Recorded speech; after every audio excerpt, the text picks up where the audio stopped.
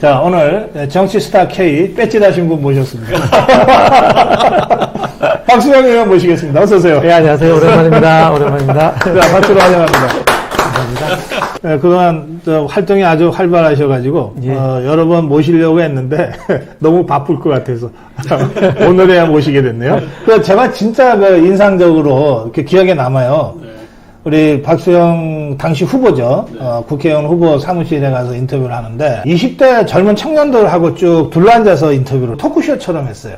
맞아요. 예, 맞습니다. 지역에 인터뷰. 네. 저희 지역이 대학이 5개가 있습니다. 그러니까 대학생들하고 호흡하지 않으면은 당선이 불가능한 곳입니다. 아하. 그래서 우리 선거운동원들도 대부분 젊은 애들이었고 선거 캠프의 평균 연령이 뭐 30세 정도밖에 안 됐었으니까요. 그 나이 많은 분도 있지만 20대가 많아서 네. 캠프 중에 메인 정당, 주요 정당에서는 아마 제일 젊지 않았을까 그래요. 이런 예. 생각합니다. 예. 그리고 그 젊은 캠프원들이 후보자와 격의 없이 어울리고 쉽지 않은데 그게 좀. 예. 솔직히 말씀드리면 후보자보다 말들을 더 잘하고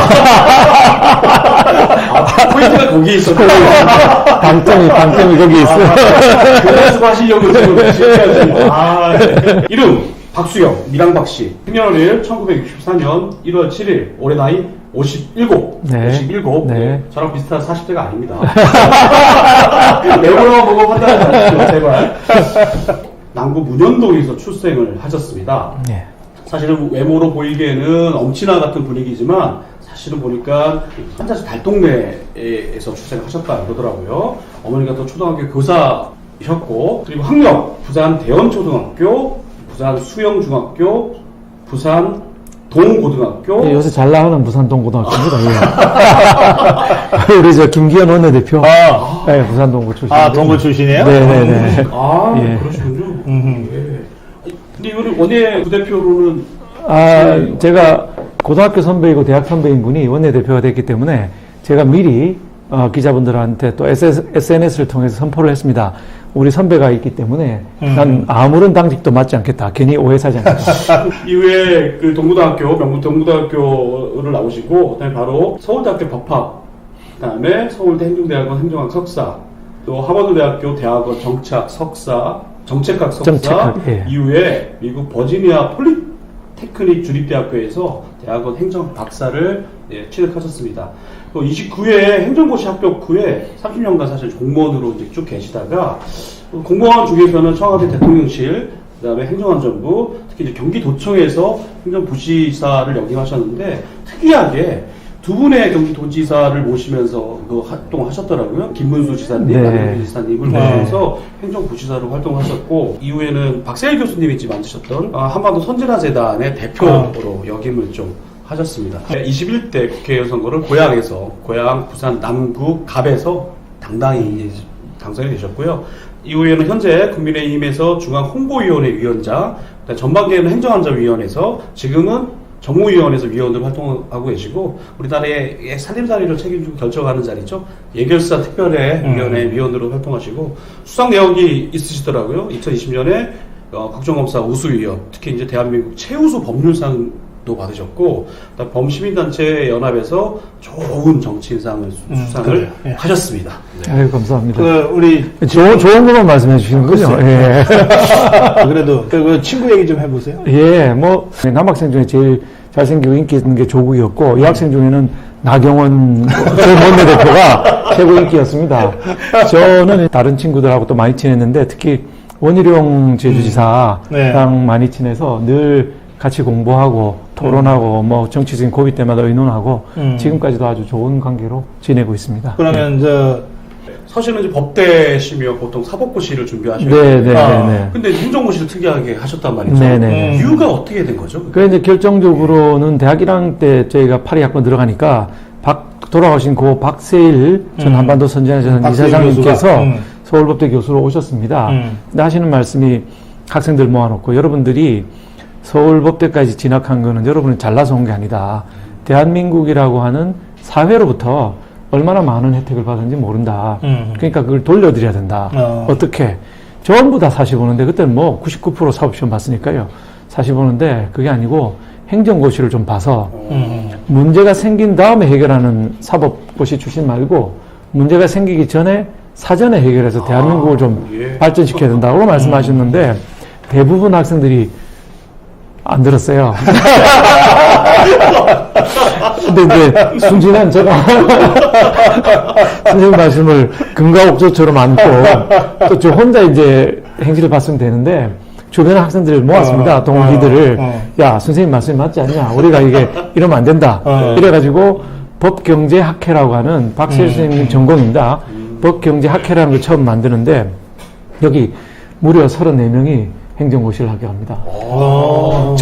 전무후무한들이죠. 왜 없습니다. 없는데 우리 동기만 34명이나 합격을 해서 뭐 각 부처에 들어가서 전부 뭐 국장, 실장, 차관 다 하고 지금 있는 이런 상황입니다. 예. 사실 과거에 우리 한참 선배들 때는 대부분의 장관들 보면 법대 출신이 많았습니다. 많았죠. 외교부도 그렇고 즉 행시하고 외시를 많이 봤다는 얘기거든요. 근데 점점 더 사실일변도로 치우치게 됐는데 편한 생활을 추구하는 거죠. 그럴 때 이제 선생님께서 일침을 한번 주셔서 저 같은 사람들이 이제 행정부에서 일하게 됐던 것이죠. 네. 헌신화재단도 대표로 역임하게 됐던 것도 그 계기로 아마 하시게 된 것 같고. 선생님 저 갑자기 일찍 돌아가시게 돼서요. 돌아가시니까 이게 공백이 생겨서 선생님의 총애를 받던 제자라서 선생님의 뜻을 이어가야 되겠다 하는 생각에 제가 한반도 선진회단 운영을 했고요. 총선에 당선되고 나서 겸임하게 할 수가 없기 때문에 당선되고 나서 그만뒀습니다. 예. 박세 교수님 얘기를 한마디만 더. 그래요? 예. 나왔는데, 임종을 끝까지 지켰던 분이 박수영 의원이시랍니다. 그때도 한 말씀을 전해드린 게 있다고 하시는데, 얘기도 좀 해주시죠. 네. 어디 가서 이 얘기 잘 안 하려고 하는데, 선생님 마지막에 임종에 임박해서 사모님이 찾으셔서 제가 이제 갔습니다. 갔는데 거의 이제 기력이 쇠하셔가지고 말씀을 잘 못하세요. 박수영 대한민국 잘해라 이렇게 말씀하시고 그 하셔가지고 제가 그때 사실은 뭐 국회 출마 이런 거 생각하지 않고 학교에서 학생들 가르치고 책 쓰고 이걸로 기여를 해야 되겠다 이렇게 생각했는데 선생님 마지막 말씀 주시는 거 보고 안 되겠다. 조금 더 적극적으로 대한민국에서 일해야 되겠다 해서 출마 결심을 공식적으로 굳히게 된 겁니다. 저희 티슈 좀 아유 죄송합니다. 아닙니다.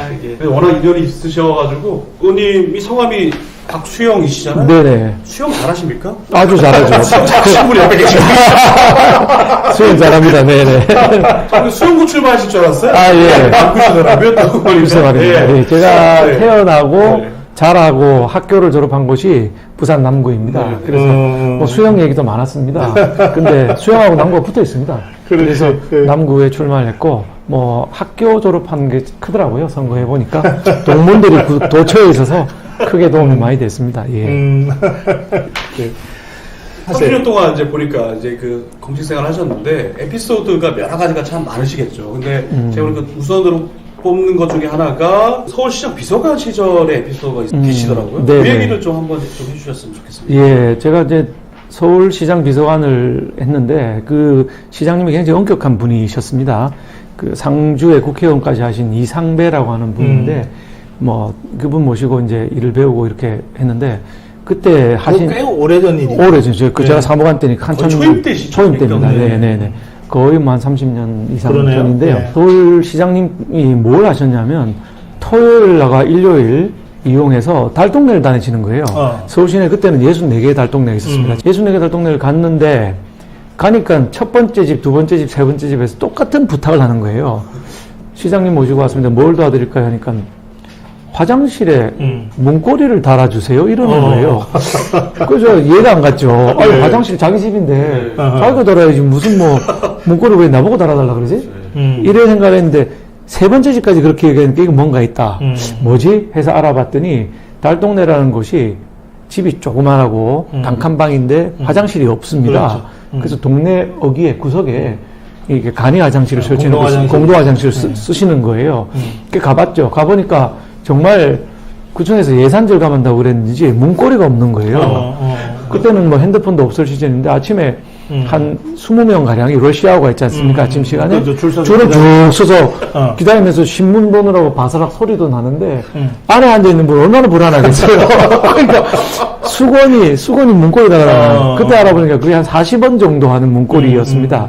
근데 그때는 관선 구청장 시절이라 시장 비서라고 해서 전화를 전부 다 돌려서 25개 구청장 전부 통화를 하고 일주일 내에 다 달아라. 다 달았어요. 일주일 지나고 나서 시장님 모시고 지금은 아파트촌으로 변한 S동, 서울 S동에 처음 갔던 달동네에 갔습니다. 네.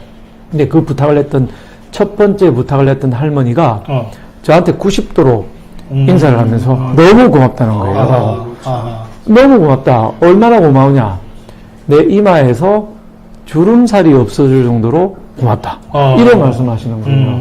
그 전까지 제가 서울법대 나오고 고시 공부하고 책상에 앉아서 국가공무원법을 담당하는 이 책상 물림이었습니다. 근데 현장에 가서 보니까 이거 수농틀이에요. 현장에 이렇게 40원만 하면 이마에 주름살 펴진다는데 우리는 책상에 앉아서 도대체 무슨 일을 하고 있냐. 이래서 제가 이제 공직을 옮겨 다닐 때마다 행정은 주름살 펴기다. 이렇게 쓴 표를 책상에 이렇게 붙여놓고 행정을 30년은 하게 됐던 것이죠. 그래서 저는 제 공직 인생을 확 바꾼 첫 번째 계기가 바로 그 달동네였다. 해서 제가 쓴 책 제목도 달동네 화장실 문고리 좀 달아주세요라는 게 제가 쓴 책 제목입니다. 예. 공직 생활의 모토, 좌표 이런 게 이게 인생의 전환점이 됐던 그러면 이제 계기가 되겠네요. 그렇습니다. 네. 다른 분들은 대부분 중앙부처 공무원을 하면 일선을 안 나가려고 합니다. 편하니까 책상에 앉아 있으면 되니까. 근데 그 경험 이후로 저는 틈만 나면 도전하고 틈만 나면 현장으로 가고 틈만 나면 일선 기관으로 가려고 했고 그 마지막이 이제 경기도 부지사라고 하는 우리 행정의 최일선에서 마무리하게 된 것이죠. 예. 그래요. 여기 의원님 얼핏 보면 이재용 회장님과 분위기가 비슷한데. 근데 분위기만 비슷하지 저는 저 12조 이렇게 세금 낼 만큼 상속을 받지를 못했습니다.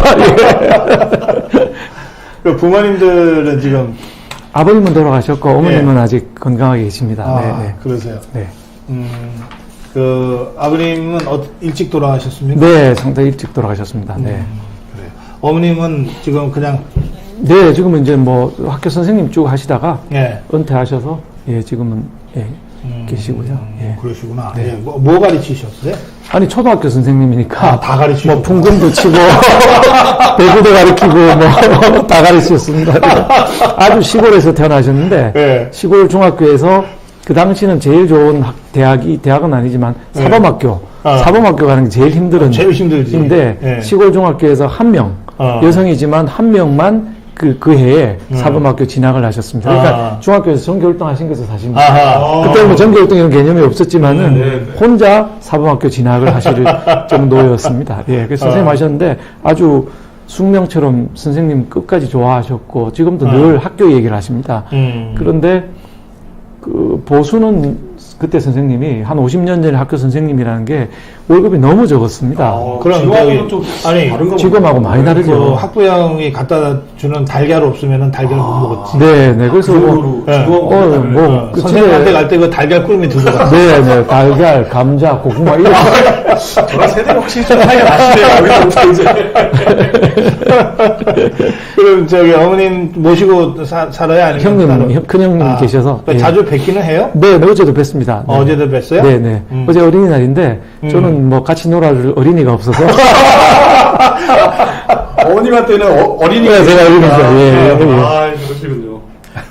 아니 그 가족 관계가 그러니까 지금 그 사모님하고 아들 둘입니다. 아들 둘입니다. 아들 둘인데 둘 다 이제 장성해서 예, 같이 살고 있지 않습니다. 네. 첫째는 저 미국에서 지금 잡을 구해서 일을 하고 있습니다. 뉴욕에 있습니다. 둘째는 대학을 다니다가 지금 특전사로 입대를 해서 군생활 지금 5개월 남아있는. 그거는 지원이잖아, 100%. 지원입니다. 지원인데, 하여튼 특전사를 가서 훈련을 열심히 받고 있고, 낙하산, 우리 점프. 이제 점프라고 하는 거를 3번이나 했다고. 3번 했다고. 하고 있습니다. 크네요. 그러고 보니까 의원님도 병역이 어떻게 되시죠? 저는 석사 장교라고 하는 장교로, 네. 제대를 했습니다. 전방에 근무했고요. 예, 예. 여기서 이제 최초 공개인데, 야, 이거는, 예, 가족관계가 자연스럽게 얘기를 나왔기 때문에, 네. 사모님이 그렇게 미인이시더라고요. 아이고. 예. 네, 한 번도 공식석상에서 이렇게 뭐 인사를 했을지 모르지만, 이렇게 공개된 자리에서 얘기를 한 번도 안 하셨는데, 오늘 저희가 긴급하게 입수. 그래 사진 왔어요? 이 결혼 사진이고, 이 왼쪽은 결혼 사진이네요. 네. 오른쪽은 제가 버지니아 텍에서 박사학위를 받았을 때, 학위 논문 심사 끝난 다음 장면입니다. 그래서 집사람 축하하러. 그럼 이게 가운이에요? 예, 레갈리아 가운입니다. 예, 예. 그래서 박사학위 논문 심사가 막 마친 이런 장면인데, 다른 나라는 우리나라도 마찬가지지만, 입지 않고, 그 양복을 그냥 입고 논문 심사를 하는데, 저희 학교는 다 저걸 입고, 입고 논문 심사. 네, 심사를 받을 때 위원님들도 전부 저걸 입고요. 그런데 그분들은 이제 술이 오른쪽에 있는데 저는 아직 안 받았으니까 왼쪽에 있는 상태로 모자까지 다 쓰고 사각모까지 다 쓰고. 심사하다가 떨어지면 다시 벗어서 받는. 그럼 반다고 해야죠. 그렇게 되는구나. 새로운 거 알았습니다. 싹 들립니다. 하루 종일 합니다, 하루 종일. 그렇지. 아니, 저런 미인을 어떻게 만나셨습니까?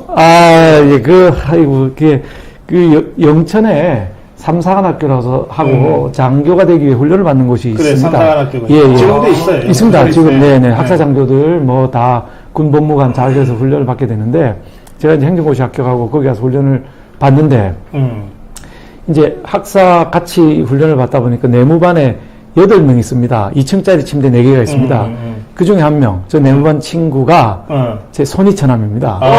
여기서 그런 이전이. 근데 이제 네. 제가 공부만 하다 보니까 훈련을 오래 하는데요. 훈련을 하다 보면 한 달이 지나고 나면 면회가 되는데 제 방에 있는 같이 이제 전우가 저보고 그 가족들이 맛있는 거 해오니까 같이 먹으러 갈래 이러는 거예요. 저는 여자친구도 없었거든. 올 사람 없는 거예요, 이 사람도.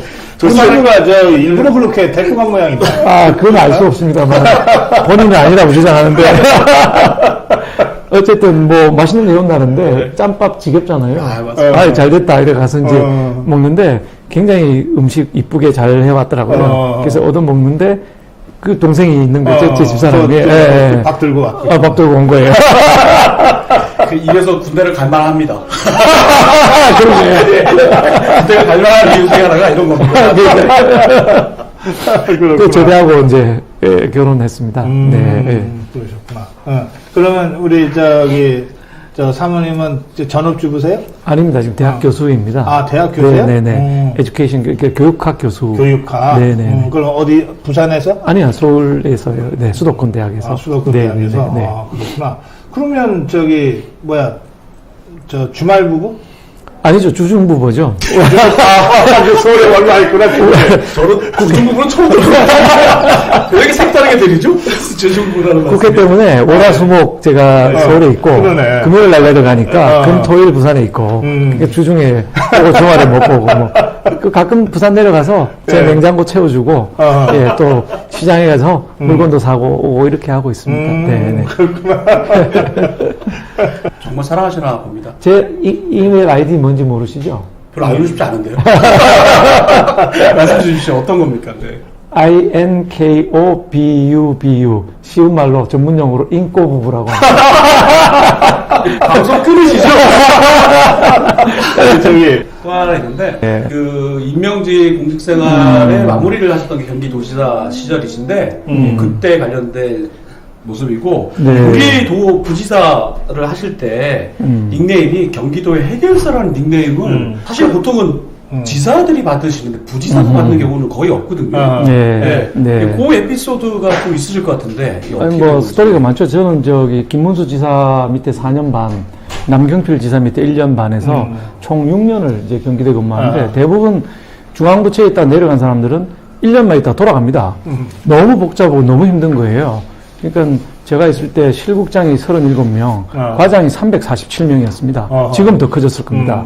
그러니까 일이 너무 종류가 많아서 힘든 거예요. 징계도 많이 받는 자리고 돌아가는데 저는 무려 6년을 근무합니다. 이유는 김문수 지사님 계실 때 풀리지 않던 이슈들, 공약은 했는데 안 풀리는 이슈를 전부 제가 잡아서 딱딱 정리를, 교통정리를 해드렸거든요. 근데 그 중에 제일 큰 것이 이제 판교 테크노밸리라고 하는 겁니다. 대한민국의 실리콘밸리. 지금 변천지가 돼 있죠. 네. 지금 별지인데 제가 내려갔을 때만 해도 8년 9개월 동안 황무지로 흙먼지는 날리던 곳이었는데 제가 이제 딱 들어가서 쟁점이 뭔가를 보니까 딱 하나가 쟁점이더라고요. 그거를 이제 규제 완화를 해서 풀어주게 됩니다. 근데 그거 풀어주면 제가 감사를 당하게 돼 있습니다. 기업들에 약간의 특혜를 줘야 되는 상황이었습니다. 그래서 앞분들이 전부 안 하고 그냥 간 거죠. 근데 저는 이거 내가 감사 받더라도 하겠다 해서 풀어주고 판교 테크노밸리를 만드는데 규제를 풀어주는 대신에 6개월 내에 착공하도록 하는 조건을 제가 계약서에 집어넣습니다. 그 규제 풀어주고 6개월 내에 판교 테크노밸리가 전부 착공을 하고 2년 내에 만들어졌죠. 만들어진 다음 완공된 다음 2년 뒤에 경기도의 GRDP가 처음으로 서울을 추월하게 됩니다. 그 전까지는 아무도 경기도가 어떻게 감히 서울을 따라잡겠나 이랬는데 서울을 따라잡아서 지금은 뭐 격차가 많이 벌어져서. 그래서 감사도 받았어요? 감사 받았죠, 당연히. 세개 받고요. 그게 이렇게 됩니다. 제가 우리 직원들한테 하자고 그러니까 감사 받아야 되니까 못 하겠다는 거예요. 전부 다. 그래서 제가 이랬습니다. 그러면 사인을 하지 마라. 내가 혼자 사인하겠다. 이렇게 했는데 밑에 이제 담당자, 주무관, 팀장 뭐 이렇게 해서 올라오지 않습니까? 과장, 국장 이렇게 올라오는데 저한테 따고 하는데 한 명만 사인해 온 거예요. 과학기술 과장, 당시 과장입니다. 이제 과장만 사인하고 나머지 아무도 사인 안 했어요. 제가 이거 혹시 지사한테 피해가 갈지도 모른다 해서 제 정결로 김문수 지사까지 올리지도 않았습니다. 하고는 풀어줬습니다. 이 과장 너무 이쁘잖아요. 같이 죽겠다고 나섰는데 네. 그래서 제가 있을 때 승진도 빨리 하고 LA 주재관도 가고 아주 뭐 출세를 했습니다. 의리 있는 사람 지켜줘야죠. 예. 그러네요. 예. 예. 그 김문수 지사는 저 10년 전, 저게 한 15년 전인 것 같은데. 저게 한 10년 전입니다. 10년 네, 전. 네, 네. 그 변한 게 하나도 없어요. 지금 그대로 시더라고요. 네, 그대로 시더라고요. 요새 최근에 봬도 그대로 시더라고요. 근데 30년 전에도 저랬거든요. 그렇습니까? 박제되신 거예요? 철이 안 드는 건지, 나이를 안 먹는 건지. 네. 근데 일하기는 좋죠. 너무 좋습니다. 아주 뭐 에피소드 많습니다만은 한 번 믿으니까 그대로 네. 맡기시더라고요. 그럼요. 저한테 다 맡기셔서 본인은 그때 대선 후보였기 때문에 대선을 하러 돌아다니시고 경기도는 거의 99% 결제를 제가 했습니다. 그런 선배들이 몇 명 있어요. 네. 네. 그래서 제가 궁금한 게 하나 있어. 네. 그 한탄강 염색공단 있죠. 네, 네. 그것도 김문수 지사 때 해결했죠. 그렇습니다. 네. 그때도 지사, 부지사 예, 했어요. 그때도 제가 기획실장 아닌 부지사 했었고. 그게 진짜 어려운 일이었어요. 어려운 일이죠. 어려운 일이고, 직접 지사님하고 제가 가서, 네. 그 염색 공장에서 일을 했습니다. 실제로. 근데, 저는 정말 30분을 견디기가 어렵더라고요. 힘들어요. 너무 냄새가 나고, 머리가 아픈데, 지사님 3시간을 그대로 하시더라고요. 이제 외국인 근로자들 써서 일하는 아주 열악한 곳이었습니다. 하여튼 그거를 해결을 해서 한탄강의 오염을 정리를 해내거든요. 네, 네. 그러니까 이런 거가 이 지방 행정.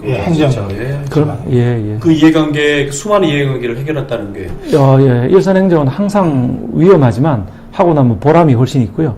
중앙에서 법은 개정해봐야 저게 시행이 되는지 안 되는지 효과가 나는지 안 나는지 알기가 어렵고요. 피부에 와닿는 거는 역시 일선행정입니다. 그렇죠. 예. 자, 다음 우리 사진 더 있어요? 예, 하나가 또 있습니까? 네, 또 아이고. 있는데.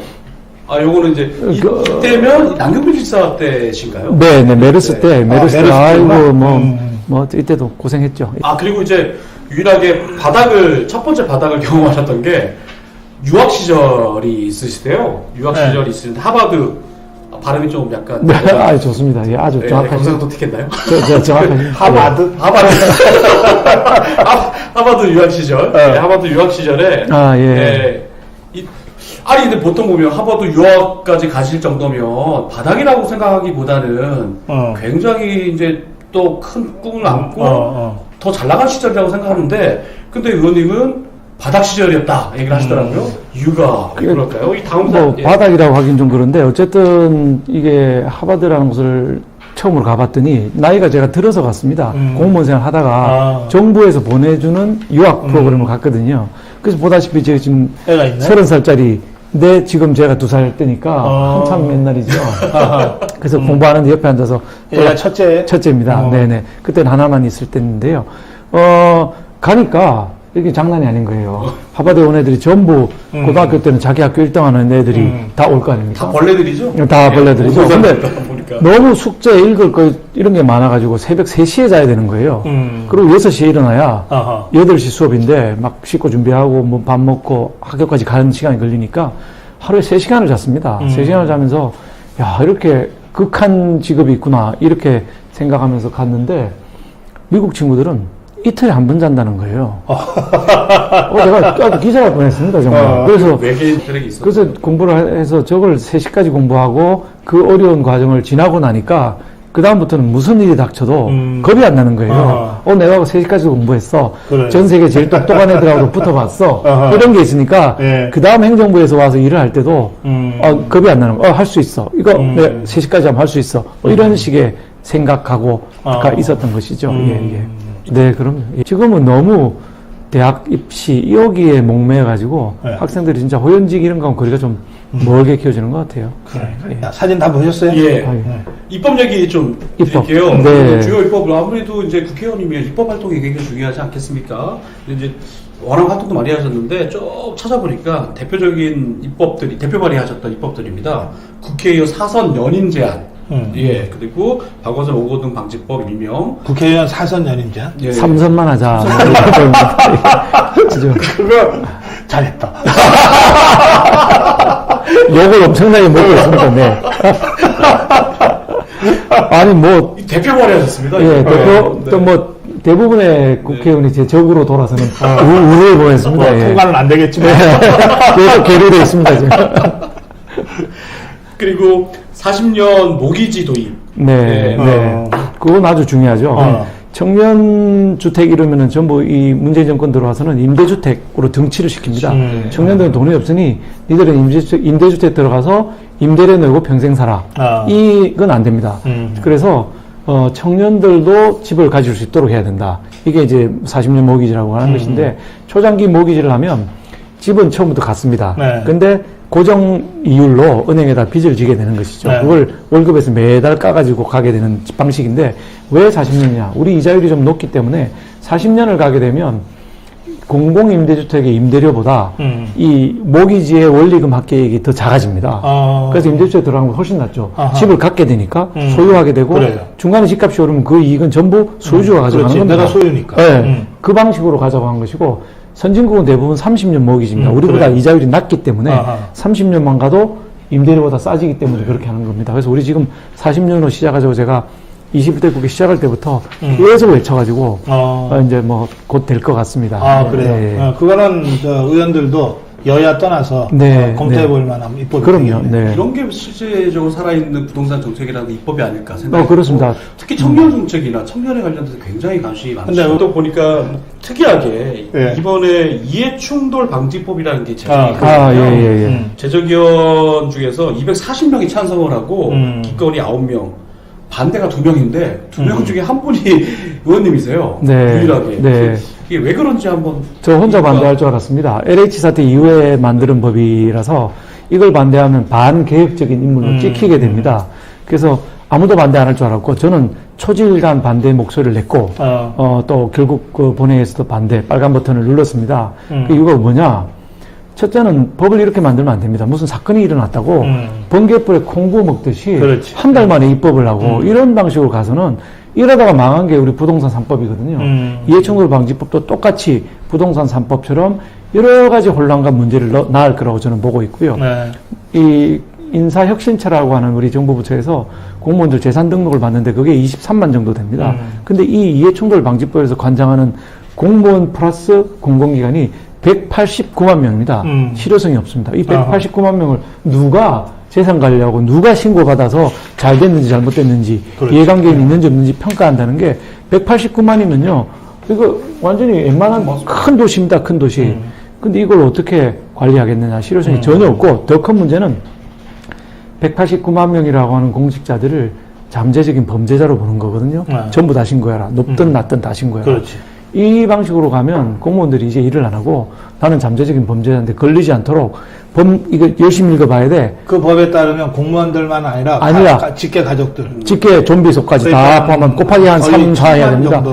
6, 700만 명을 관장하는. 그렇게 되는 거예요. 저는 이거 완전한 사회주의법이다. 모든 공무원 플러스 공공기관 곱하기 직계 좀비속.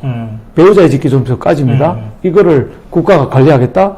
저는 뭐 도저히 찬성할 수가 없어서 반개혁제라 욕 먹더라도 할 수 없다. 그래서 반대 던졌는데 다행히 한 분이 더 반대를 누르셨는데 그걸 왜 누르시는지 잘 모르겠어요. 빨간색이 좋아하는 장면이 우리나라 좋아하시는 분이거든요. 네. 그래서 네. 그 보니까 국회의원이 되시고 나서 지역 주민들하고 소통을 많이 하고 계신데 국회의원 좀 만납시다라는 이름으로 지역구에서 이렇게 계속 활동을 하시는 것 같아요. 에피소드가 하나 있으시다면 하나 에피소드도 많고요. 제가 대부분의 국회의원들이 한 달에 한 번 민원인의 날 그래서 한 달에 한 번 주민들 만나는데 저는 지금 그 매주 만나고 있습니다. 그리고 민원인의 날이라는 글자 자체가 좀 꼰대스러워서 국회의원 좀 만납시다. 이렇게 해서 매주 하고 있는데 지금 41번을 했습니다. 매주 했기 때문에. 근데 정말 눈물 난 얘기들 많이 합니다. 예를 들면 그 대법원에 가서 진분이 와가지고 한 15분을 울다 갑니다.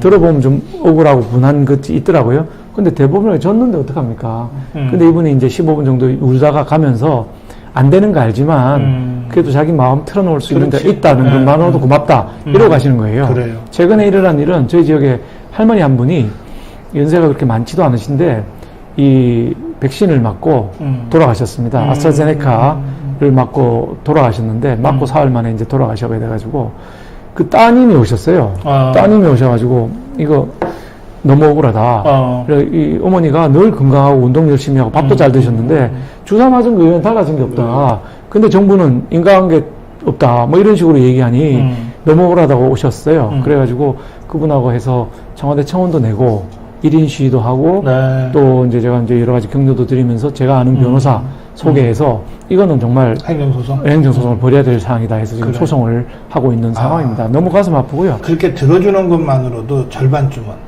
진짜 그 말이 실감이 나요. 여기서 하나 지금 보니까 우리 저 의원님이 모든 걸 많이 해결을 많이 하고 계시지만 해결을 못하는 것들이 여러 가지가 계시다 그러더라고요. 많죠. 그래서 그런 부분에 있어서 우리 고 박사님한테 자문을 좀 자문을 한번 구하겠습니다. 아이고 감사합니다. 아이고 짧게나마 시간이 별로 없는데 그래서 제일 중요한 거 하나만 합시다. 한번 하시는 거고. 대선 후보가 되려면 어떻게 해야 돼요? 대선 후보가 되려면 두 가지 방법이 있어요. 하나는 이제 중학교 때부터 책상머리에 써놓고 하는 거예요. YS나 김 DJ가 그렇게 해요. 그래요? YS는 중학생 때 대통령 김영삼 써붙였대. 그래요? DJ도 비슷해요. 그 방법이 하나 있어. 근데 그건 좀 늦지 않았을까? 많이 늦었죠, 이제 많이 중고등학교 때부터. 두 번째 방법은 오로지 국민의 뜻만 받들고 가다 보면 어느 순간 자기도 모르게 돼 있는 경우가 있어. 그래요? 어느 순간 자기도 모르게 돼 있는 경우가 있어. 그건 나는 이런 케이스가 이명박 케이스라고 생각해요. 아니 이 사람이 대통령 뜻을 세운 적이 거의 없어요.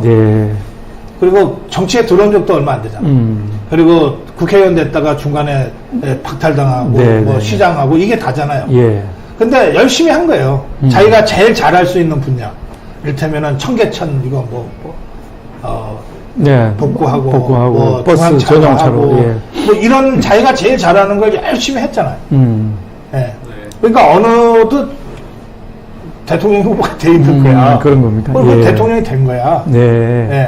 저는 후자가 더 좋은 방법이라고 생각해요. 저는 그러면 의정활동 열심히 하고 고성국 TV 열심히 나오고 이러면 되는 거거든요. 역시 빠르시네요. 자기 길을 열심히 가다 보니까 자기도 모르는 사이에 대선 주자 반열에 올라가 있고 후보가 돼 있더라. 이래야 제대로 된 대통령 될 수 있지 않냐. 아이고 감사합니다. 오늘 한 수 잘 배워서 가도록 하겠습니다. 수영 잘하시면 됩니다. 우리 영상 편지 할까요, 말까요? 영상 편지는 하시는 게 그러세요. 그럼 마지막 순서로 영상 편지. 제 아내한테 영상 편지를 했으면 합니다. 여보, 공직에 있는 남편 만나서 너무 고생이 많았을 거라고 생각이 들어. 그동안에도 공무원 하느라고, 박봉의 공무원 부인 하느라고 고생했는데, 또 내가 국회까지 이렇게 나와서 일을 하느라고, 놀러도 못 가고, 아이들하고 시간 보내지도 못하고, 늘 바쁘게만 지내고 있는데, 그런 거 다 이해하고 도와줘서 고맙고, 10년이 지난 지금 돌이켜보면, 국회의원도 하고, 여러 가지 공직 많이 했지만, 이제는 대한민국이 정상적인 국가로 돌아갔기 때문에, 나도 이제 공직 떠나서, 당신하고 아이들하고 함께 가정의 행복이라는 것을 이제 제대로 누리면서, 생활인으로 살아갈까 해. 당신은 늘 내가 절대 공직을 못 떠날 거다. 공직에 일하다가 순직할 거다. 이렇게 주장하고 있지만, 이제 10년이나 지난 시점에서 국회의원도 몇 번 하고, 이제는, 공직에 대한 마음 내려놓고, 당신하고 아이들하고 함께 잘 지내는 좋은 가장, 늦었지만 되어보도록 할게. 그동안 고생 많았어. 이상입니다. 이거. 그래요. 아주 좋은 선물을 오늘 부인께 드린 것 같습니다. 자, 정치스타 K, 오늘 박수영 의원 편이었습니다. 박수영 의원은 부산 지역구 남구 갑입니까? 네, 갑입니다. 남구 네. 갑 지역구의 초선 의원입니다. 오늘 박수영이라는 정치인이 어떤 여정을 거쳐서 여기까지 왔는지, 그리고 박수영 의원이 꿈꾸는 정치가 어떤 것인지 여러분들 함께 하셨으리라 기대합니다. 많은 댓글들로 격려하시고 또 공감하시고, 우리 양수상 박사가 워낙 진행을 잘 하셔가지고 제가 여러분들 댓글을 읽어드리기도 좀 쉽지가 않았습니다. 날로 달변이 되어가는 유상 박사와 함께 정치스타 K 박수영 의원편 보내드리겠습니다. 자, 여기서 오늘 시간 마무리하겠습니다. 고맙습니다. 감사합니다.